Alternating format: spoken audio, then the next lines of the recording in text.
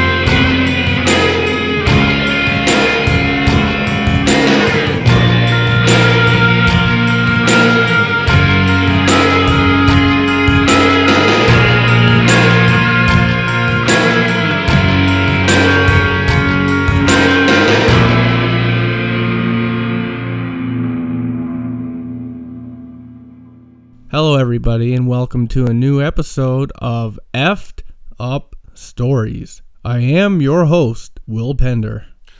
And I am your co-host, Ryan Sharp. And tonight we will be doing the last custom podcast. This is basically a dream podcast as a reward to our top donators from recently when we had donations to get our new audio interface. So this is a custom podcast that's going out to Jessica Esquierdo. And Jessica, if I mispronounce your name, I apologize. That's kind of my thing. So we asked our top donators a couple of questions, within regards to the topic that they wanted to do. So in Jessica's case, she said that she'd love to hear something on satanic cults or black magic. She doesn't have a preference as to which, so feel free to choose either. And in this case, we're going to be going with black magic because it's something that we really haven't really explored, and I really did find some neat stories to share with you. The next question that we asked is if they had a particular thing that they wanted to tell anybody, like basically a paragraph or sentence that they wanted to shout out in the episode. And so for Jessica, she said, to all the Effed Up Stories listeners that pitched in to help buy the audio interface, you guys rock, with a big exclamation point. I'd like to agree and thank you so much to everybody, as well as you, Jessica, for all your help. We're back on our feet doing these shows, so once again, thank you so much. And she gave me permission to use her name, which I did, and hopefully didn't butcher. And she donated $35 US. Well, So I think we can all be pretty confident that you did butcher it. So it's all a matter of how bad. well, my intentions are good. And just to put it out there, I am sick tonight. I'm losing my voice, but the show must go on. He's So a here we soldier. are. He's going to power through it. That's right. Okay, so before we jump into the actual topic here, just a quick shout out. If any of you listening have your own effed up stories on the paranormal, UFOs, whatever, we'd like to get it from you and get it onto the website and into a podcast, which you can do by visiting the official website, which is effedupstories.com. That's EFFEDUPSTORIES.com. Go to the menu, hit the submissions link, fill out the form, hit submit. I'll get it on the website, and we will get it into a podcast. And with that said, into the Jessica's requested topic, which is on black magic. And, I've read, that's what I do. I'm like you guys. I'm constantly reading on the internet for strange stories, and the stranger the better. I've come across everything, and I thought that this was going to be a really easy topic to cover. I thought, I'd pump in black magic into the Google search engine, and I'd be bombarded with all these neat stories, and that's not how it worked at all. In fact, most everything that I got back were basically sites just explaining how to do different black magic spells. There weren't a whole lot of stories, but I did find some, and what I came to find, at least in my searching, is that a lot of it is mostly prominent in India. And for anybody, because like when you look through this stuff, voodoo comes up and a couple other things. Sometimes black magic is referred to as dark magic, and there is a distinction between that. Like voodoo is a religion, and in the case of voodoo, people, they do rituals or sacrifices to different deities, and in this way, they're hopeful that the deities will grant them their wish in some way, whatever that is, even if it is ill in intent. Whereas black magic is not, a spell done to a deity. Is literally magic. It's focus. It's different ways that they do it. But one thing that's always the same is that black magic is magic done with ill intent for evil purposes, whether that's to throw ill will on somebody, have tragedy befall somebody, or perhaps it's even for something good to happen to them, but at the expense of somebody else or without regard to somebody else. And you may have heard the old adage, what you put out comes back times 3, and that's very true in black magic, which is why it's something that's not very often practiced. In fact, where I've seen it most prominently practiced, at least in my searching, is India, but it's not necessarily for evil purposes. It's actually often used for love, like love spells, trying to get people to fall in love with one another. But just to give you some perspective on how this happens, it's never good. I've yet to read a good story. It's usually there's one story I read, for example, had a woman. She was married to this man, and she wanted this man was also having an affair with this girl, and of course naturally she wanted it to end. She wanted to put an end to it, and she went to somebody to do this black magic to carry out her wishes. And the next day, the husband, while out with this girl, got into a car accident. The girlfriend died. He lived, but he was like a vegetable. He couldn't look after himself. So the wife did have her husband forever, like she intended, but he wasn't the husband that she wanted. He was an invalid, where she just looked after him, and at the same time, he would just lie there and pine after his girl that he lost. So it never works out in the way that people wish it to happen. And if you go looking, you'll hear a lot of these different stories. Like, what often happens is that somebody will take an object that has some kind of a close relation to somebody. It could be a favorite possession. It could be locks of hair. It could be something personal to the person.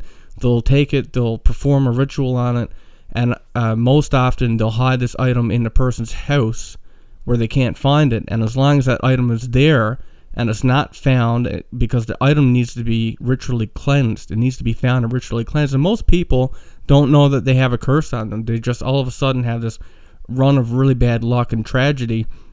So you'll hear these stories where, somebody who was down on their luck and had this happen for a length of time will eventually seek somebody out of desperation, and they'll tell them to go home and look for anything unusual that might be around their house, and they'll find something like that, and they'll bring it to them. And then, I've heard of rituals, for example, where they take it and do something with like eggs, like they transfer it to an egg, and when they crack the egg, it's like all black and bile inside, and that's the manifestation of the curse removed from the item and then into this egg. That's how they pass it on.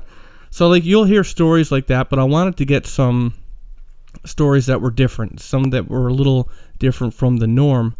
And just something to touch on. When you read these kinds of stories, sometimes you shrug it off and continue on with whatever it was that you were doing before you went looking. But just look for a moment. How prevalent are these themes? Movies, books, even local folklore and stories. It's the old adage: be careful what you wish for. This woman wishes, desperately wants this man in her life, and I mean, she gets it, but not in any kind of a way that she would have wanted or anybody would have wanted. That was a lose situation for everybody. He's an invalid, she's stuck looking after him, and his girlfriend's dead. Well, that's exactly it. Is that it never turns out the way that they want, and that's why it's so important. They emphasize what you give out comes back times 3. So if you're putting negative energy out into the world, it's going to come back on you times 3, and that's why this is so avoided. It's not something, unless you're extremely experienced and you know how to avoid this kind of thing. Most people who dabble in this kind of a thing, that's what happens. They're dabbling. They're not really experienced in it, and that's where it comes from. But I do believe in some kind of, just like in the laws of physics, there's a push, there's a reaction. You push, there's a pull. For every action, there's a reaction, and so on. So I do think that what you do, there's, whether you believe it's karma or something else, I do think that it does come back on you in some way or another. So what I did was I tried to find some stories that were different from, not that I don't enjoy the other stories, I do, I really do, where something's hidden in the house and becomes cursed, but I wanted to find something a little more unusual. I mean, that's kind of the effed up stories way. So I came across a story that was translated, and I don't know if it was translated from Indian languages or something different. I don't know exactly what this is translated from, but this is the translated version, so bear with me. This story involves raining stones. So anyway, there was a family, and they must have had money because they had servants. And this is something that you'll read often in places like India, is that the wealthy people have servants. And on one particular night, they heard what sounded like stones hitting the roof above their kitchen. And the kids thought it was some kind of practical joke, and they ran outside to the yard to see if they could see, who was standing around and throwing these stones, but they couldn't see anybody. And in fact, they could see no trace, or they never heard anything. There was just no trace of anybody having been there. And the next day, a shower of stones once again rained down on their home. And this time it lasted for a full half an hour. And this continued day after day, lasting a little longer each time. And eventually, a night came where the problem lasted all the way up till midnight. And the family finally called the police. Now, normally I would think that the family would do it after the first day, but maybe it's different over there. So anyway, they waited until it got this bad. They finally called the police. And this policeman shows up, and he's investigating the home, when suddenly this stone just gets tossed, like whizzed right out from between his legs, and it just shocked and terrified him. And the officer himself actually ran out of the house in a hurry. Like he was shit-baked. And at this point, the family, I guess, feeling desperate, not knowing what else to do, they started to do a very thorough search in and around the home. And they put a great emphasis around the areas that they believed that the stones were being thrown from. And just like before, there was no trace of anyone having been in or around any of these areas. But then something even stranger happened. the stones began to fall even inside the home, even within the rooms that had their doors closed. Somehow, these stones were manifesting inside the home. So, this one day, they heard one of the servants, he was screaming from inside one of these rooms that had the door closed. And when they went in, they found that this poor guy had been pummeled by a storm of stones inside one of these rooms. He was badly hurt, he was bleeding, and nobody could understand how this was possible. And unfortunately for this boy, he became the main target for whatever force was at work there. And then one of the family's children tried to, protect the servant, to take him. He took him into his room, thinking that maybe he might be safe in there. But the stones rained on him in there as well. Apparently, the two boys were sitting on the boy's bed when a stone materialized and was thrown straight at the servant. And this was just, it was gone too far. It was freaking everybody out. They had enough. They didn't know what to do. But apparently the mother of the family was actually well versed in the occult. And she had recognized that there must be some kind of link between the boy and their house. So the mother went into this deep meditation. And she asked whoever were the stone throwers to reveal themselves. And she allegedly saw 3 small, strange entities. They didn't have much power. They were physically, mentally weak, is how they put it. They basically just had enough energy and consciousness to complete their main purpose, which was to throw stones. These entities were at the surface of whoever could manipulate them with magic. That was their whole purpose. And these entities were very scared that the mother could communicate with them. It's like the fact that she could see them or figure out what they were. It made them vulnerable. And she asked them why they throw these stones. And the entities replied that they are compelled, that it is not their fault. They are compelled to do this. So the mother told them that they had to stop, and they tried to persuade her to keep them, offering to do anything that she would ask. So she asked them what could they do for her, and they said, well, we know how to throw stones. And she kind of chuckled, and she said, she has no interest in that because she doesn't want to throw stones at anyone. So then she asked, could they bring her some flowers, such as roses? And they looked at each other with this defeated look on their faces, and they said, no, we are not made for that. We don't know how to do it. So then the mother told them that, she didn't need them, and to, leave her house and to never come back. Otherwise, there would be grave consequences. And apparently they did leave after that. But, of course, there's more to the story. So, the room was now dead quiet. All the children were around watching the mother. And they assumed that this was the end of it.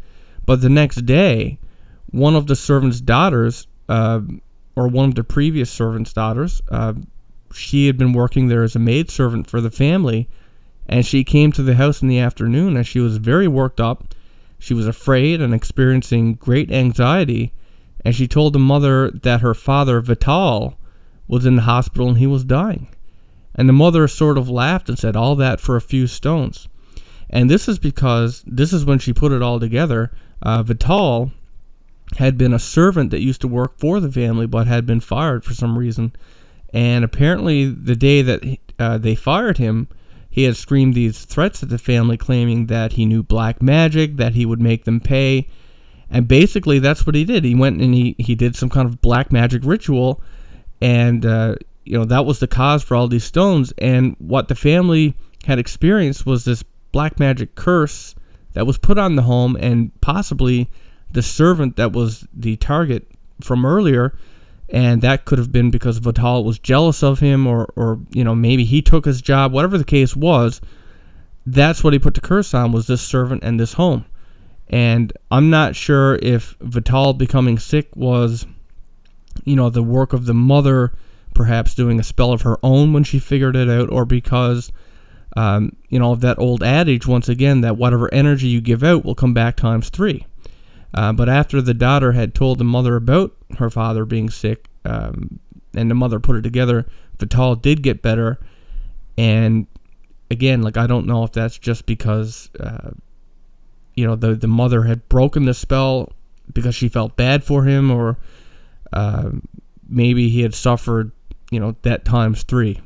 Maybe that's what it was. So that was the case. That was a case of black magic where it could actually manifest stones and physically hurt the people. That is pretty intense, manifestation. If you're able to,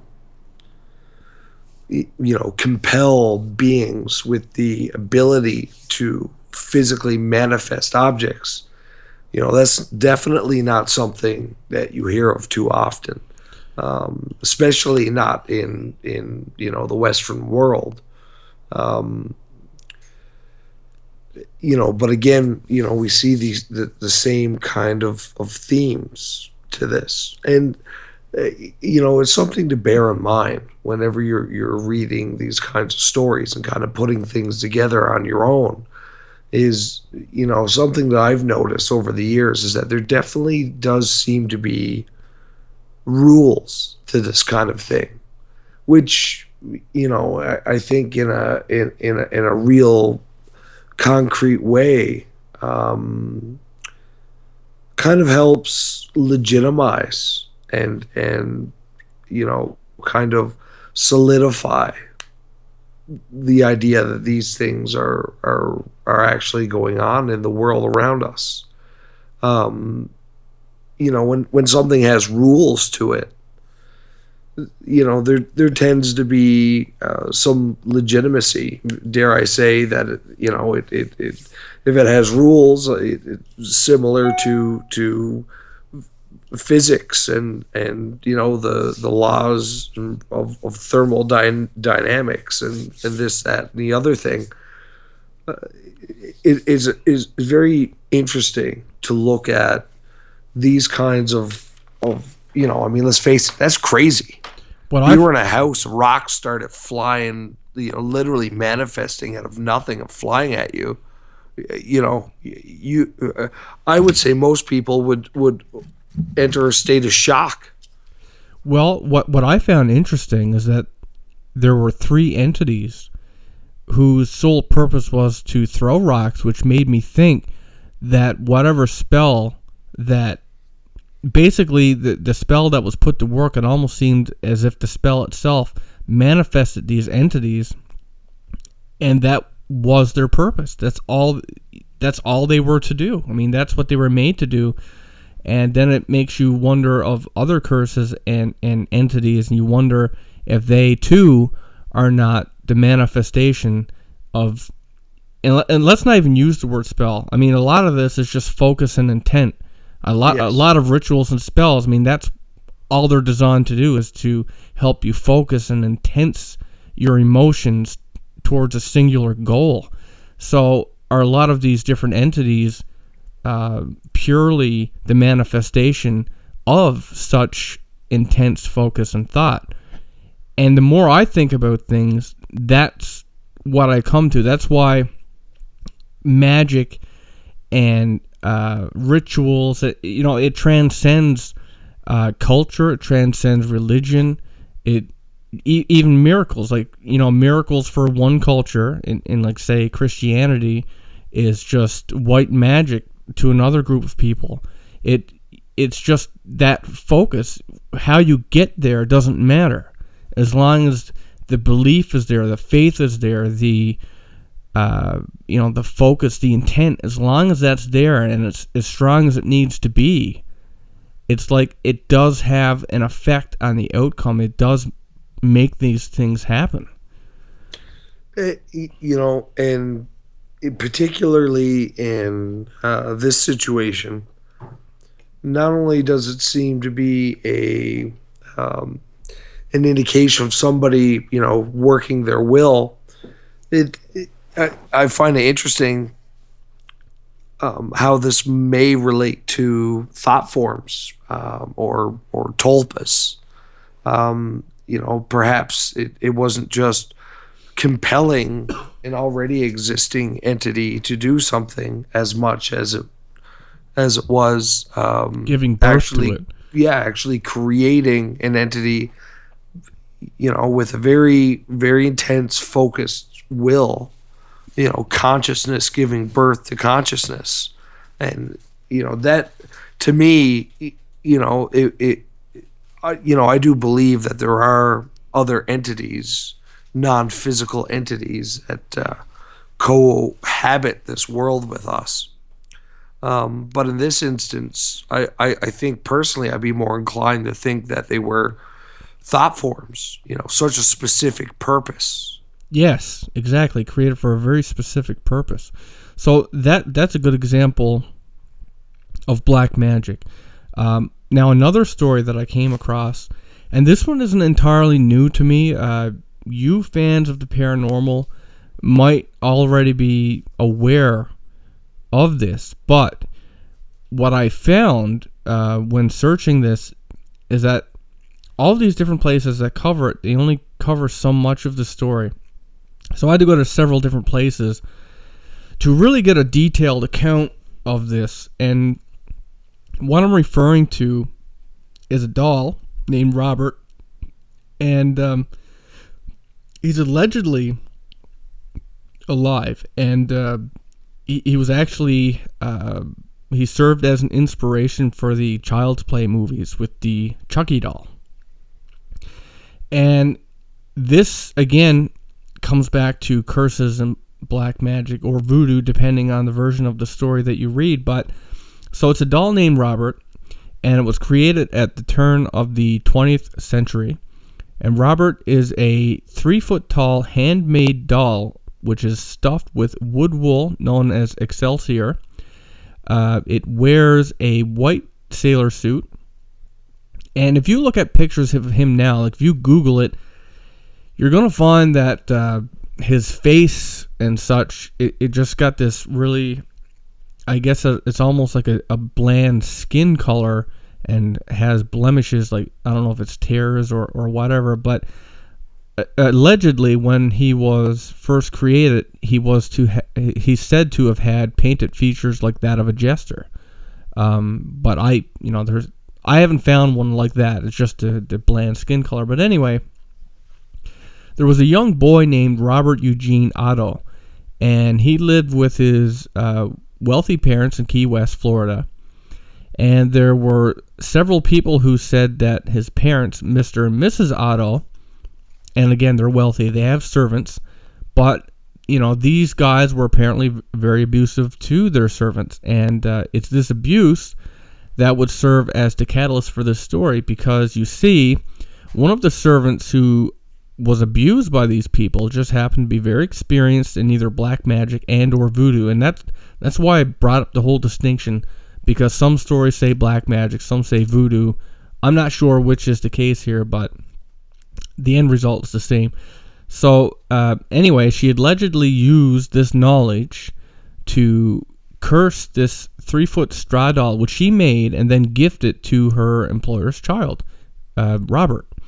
The doll was said to even have a resemblance to the child, and oddly enough, the child named, Robert, the child named the doll Robert, and then he went by his nickname Gene, for Eugene instead. So it's almost like he passed on his own name to the doll, and he went by his middle name. So Gene had, by all accounts, a very unusually close relationship with this doll, not just in childhood, but throughout his whole life. In the early years, Gene's parents thought that he was going through a mischievous phase. There would be these times when they would hear Gene screaming, and as they rushed to his room, they would hear violent thrashing of furniture and this evil giggling amongst Robert's cries. And once they burst through the door, they would find all the furniture knocked over, broken, as if through a fit of rage.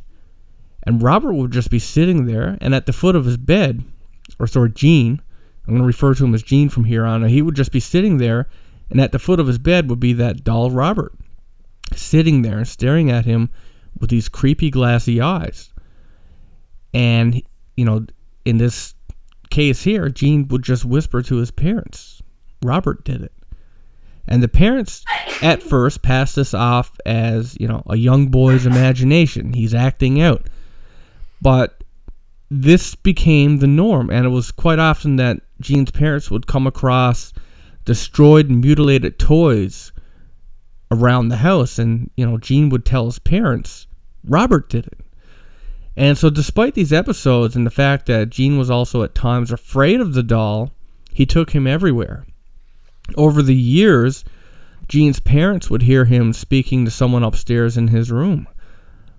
But the creepy part about it was, you'd hear this little kid talking, asking, having this conversation. He would say something, but the voice that would reply was completely different. It wasn't the child's voice. And they knew nobody else was at home at the time.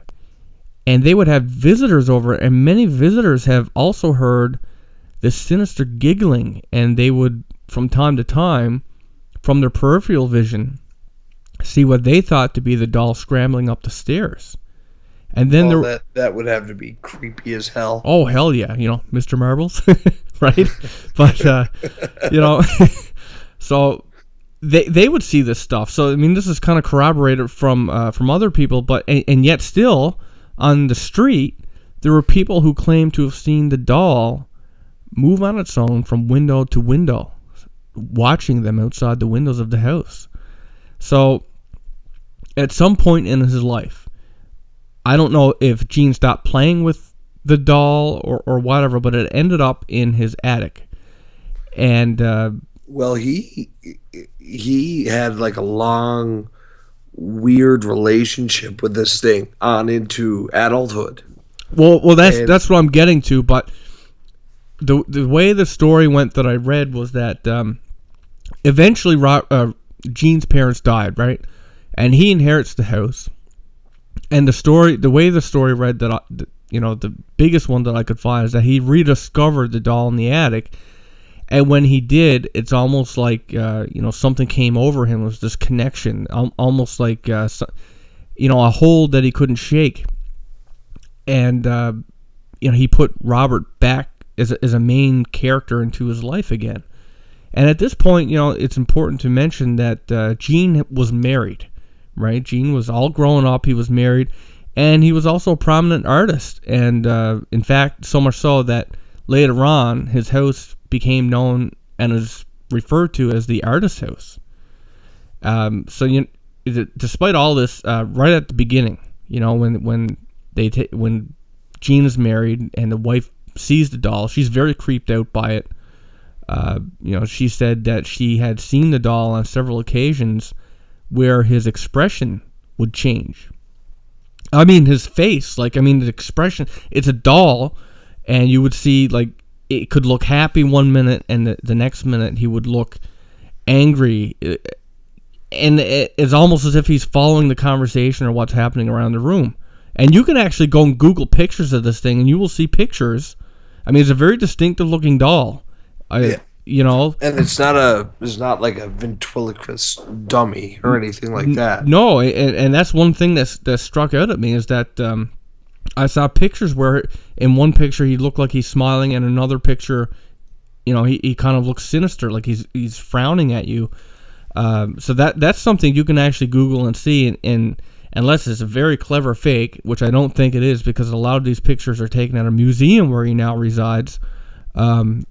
It reinforces the idea that this actually happens. So in any case, she was very creeped out by the doll, not just in feeling, but because she's witnessed this expression change on his face.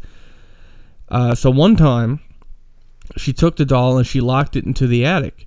And when Gene found out, he went ballistic, demanding that Robert needed his own room where he could see the street. And what struck me as odd about that, every story you read is that Robert, he tormented Gene growing up. Like, Gene was afraid of Robert, yet he was so close at the same time. They had this very unusual relationship, almost like brothers would have, but yet he was afraid of him. And the way that came across to me was that Gene was afraid of what Robert might do if he didn't get to have a room in a street, if he wasn't treated with some kind of respect or whatever. And so Gene pushed for that. You know, he made a point of doing that until finally even he had enough, and he locked Robert up into the attic. So, you know, despite Robert being locked in the attic, I mean, this is a doll, right? Is locked in the attic, and despite this, visitors would often hear something walking around in the attic when nobody was up there. They would hear these sinister giggling sounds. People had said that they seen Robert staring at them from. This was something that happened. There were people outside, and they went to the door to speak to Gene, and they said that, you know, they saw Robert staring at them from outside one of the upstairs bedrooms. And children had even said that as they walked by, Robert would look out the window and mock them. I mean, this is a doll, right? And when this was brought to Gene's attention, he furiously insisted that, you know, the doll was locked in the attic. It was impossible. And despite that, he went up. He had to check for himself. He had to make sure that that was the case. But when he went upstairs, Robert was not in the attic. He was on the next floor, sitting in a rocking chair next to one of the windows. So he grabbed the doll, he marched upstairs, he throws it into the attic, but then when he comes back down again, there it is, sitting right back into the rocking chair. However the hell that happened, right? This stuff continued on, and then in 1972, Gene dies. But the doll still continues this mischievous way. Even today, he's a thing. Like, you can go visit him. But anyway, after Gene dies, eventually another family buys the home. And in this family, there was a 10-year-old girl, and she finds Robert in the attic, and she decides to take him. It's going to be hers now. But apparently, the doll tortured her, and even 30 years after this experience took place, she says that, you know, she still stands very firmly by that. She said that Robert wanted to kill her. He wanted to hurt her. And that the doll was pure evil. And I'm just thinking of The Simpsons now. If you've seen that Halloween episode with the Krusty doll, I think that's where they got the this from. But anyway, aside from that, many have said that not just, Gene's wife, who's mentioned the expression changing on his face, many people have apparently saw Robert change the expression on his face. And even today, for example, like I said, Robert's in a museum now. There was a reporter named Malcolm Ross that had visited Robert and said that, he went into the room, and the expression on Robert's face was like that of a little boy being punished, as if asking himself, who are these people in my room and what are they going to do to me? And during that same encounter, friends of Ross, there was a group of them, I guess they went together and they were just standing around having this conversation, and his friends started to tell him about Robert's history.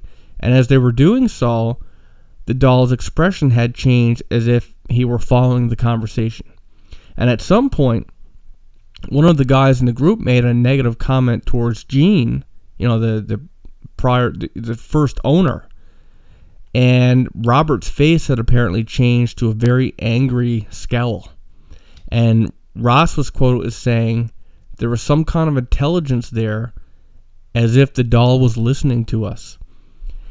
And, so actually that might have been before it even went on display at the museum, but is at the museum right now.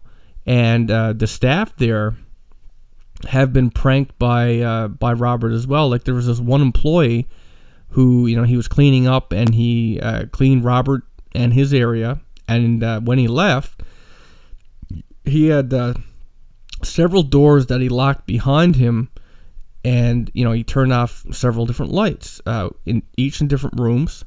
And when he came back the next day, first of all, many lights that were turned off in separate rooms that were separated by locked doors were on when they had been off. There were doors that were locked. I mean, how is that possible? And then when he came and found Robert, he was actually in a different position than when he had left him.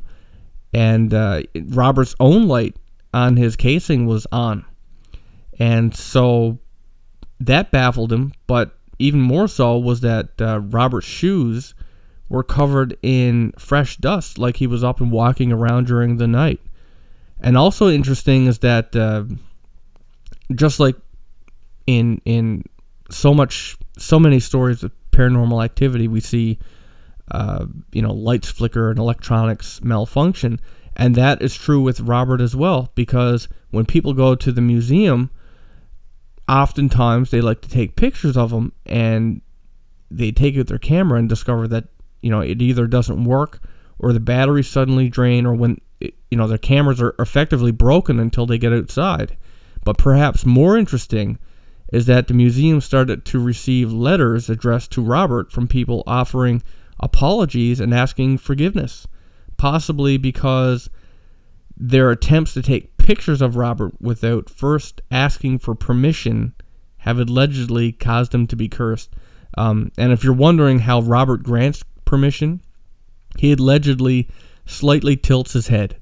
So if you don't ask for permission, you're likely, according to a lot of people, to have bad things happen to you. You become cursed yourself. In fact, the museum has many of these letters on display around Robert's case, and if you actually go Google pictures of Robert, you're going to see that there's all kinds of letters, like was mentioned, of people apologizing and asking for forgiveness, all on display around his casing. Oh, just to be clear, Robert currently resides at the East Martello Museum in Key West, Florida. Yes. And and of course, the doll attracts visitors to the museum. And the most popular month is October, but during this time, the doll is actually moved to a historic custom house, and it's perhaps because of this move, or maybe the time of year, but during this time that Robert is known to cause the most trouble. So in an effort to control Robert, the staff recommends the visitors, and they do this too, but they leave a bag of peppermints with him, trying to persuade him to behave. And they all swear by this, but when they come in the next day, apparently there are some of these candies are taken. And as for Jean's old house, because after the little girl's family had moved in there, because they didn't stay long, they got out of there for obvious reasons. After that, it was turned into a bed and breakfast, and apparently that place is haunted as well right now, but it's not haunted by Jean or the doll, but apparently it's Jean's wife. And the rumor is that she went insane and died because of the doll. And she apparently has taken up residence as a protector, defending against Robert's return to the home.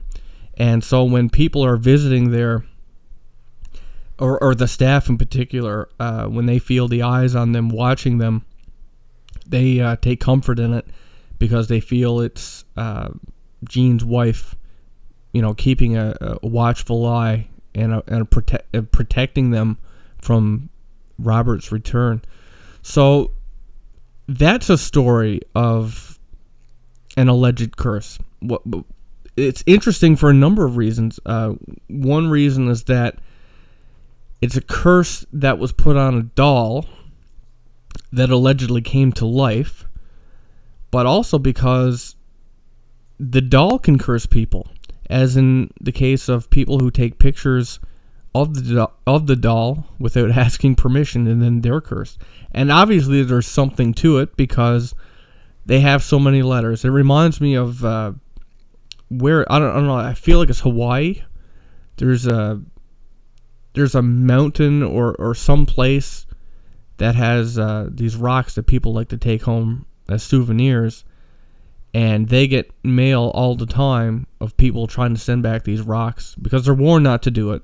That, you know, there's some deity or something that looks at, you know, it's her rocks, it's her area, and they face her wrath when they take it. So they send it back, or they take it and they come to find that they had this terrible luck, and then they send it back hoping that whoever it is that owns the rocks, what if it's I can't remember, I'm sorry, I'm screwing up the details, but whoever it is will forgive them and remove the curse. So again, we have a very powerful and potent instance of a curse. Something, a curse, a spell. There's somebody did something with their own, force of will that was able to bring an inanimate object to life. Now, I mean, stories of this kind of stuff are everywhere in the lore.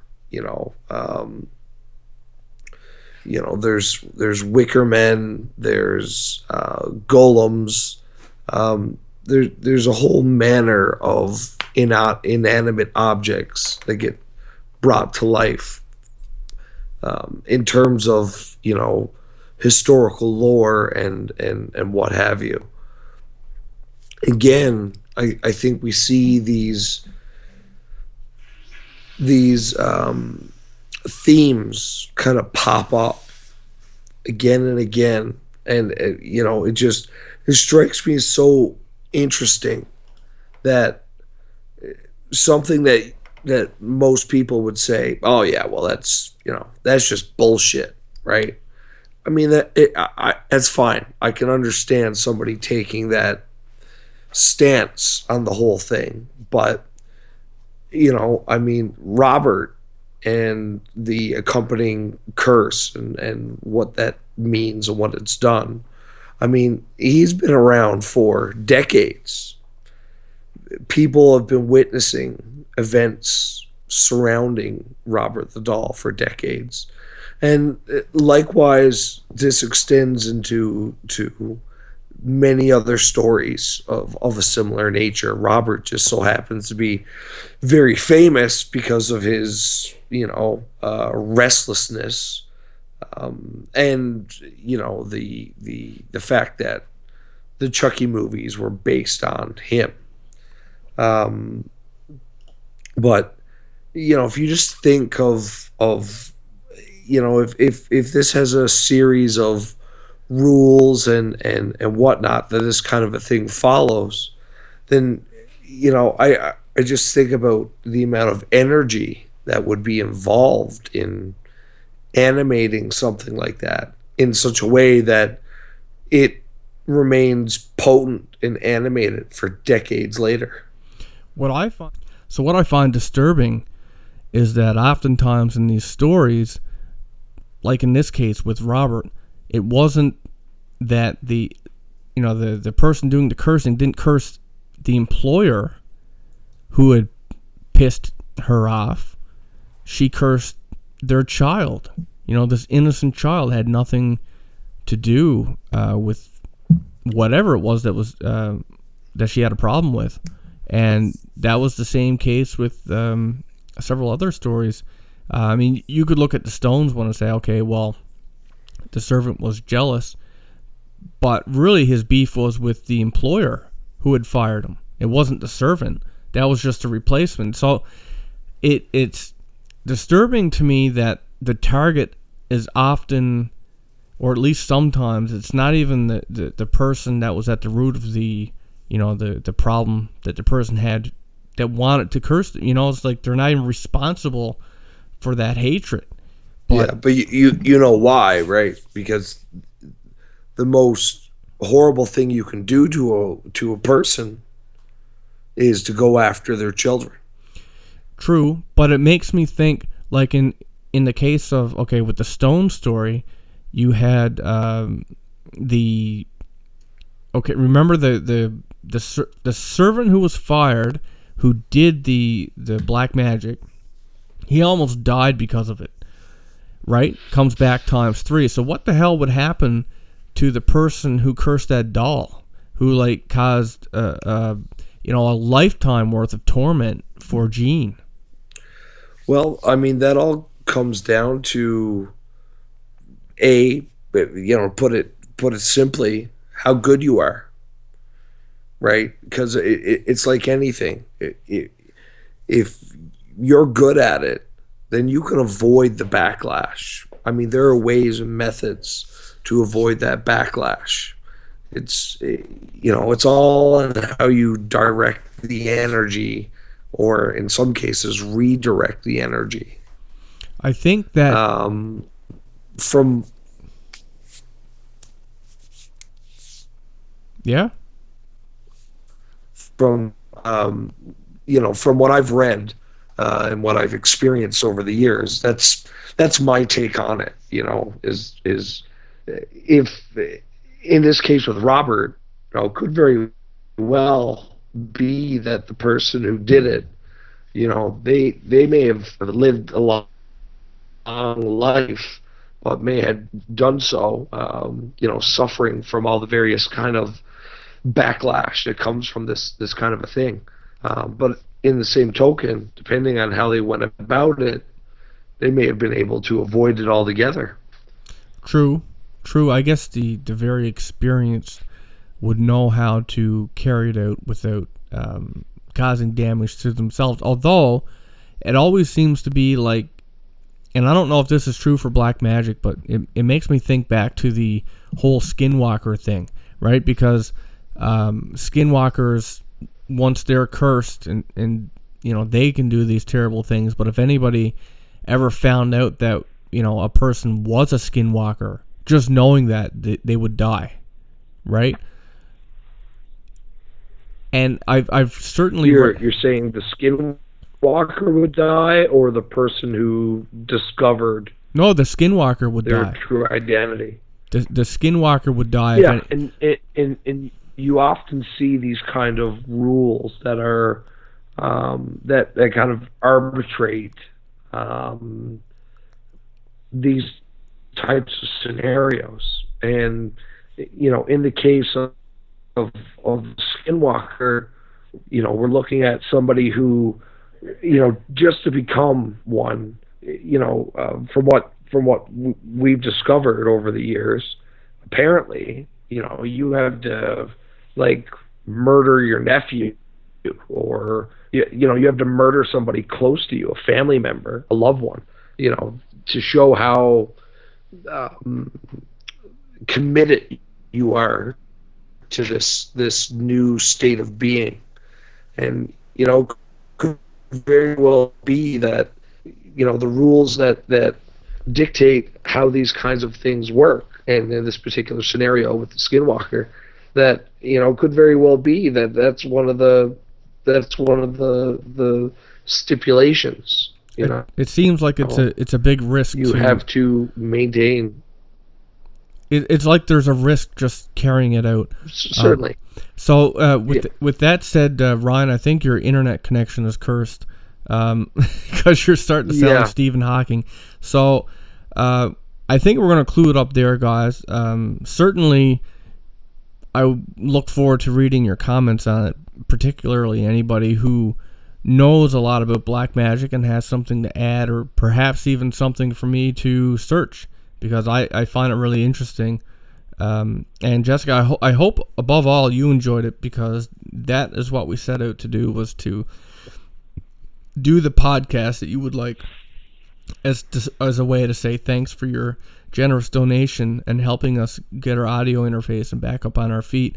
And for everybody else, and again, you can give a nice applause Jessica's way and to all of the other donators that helped us get back here.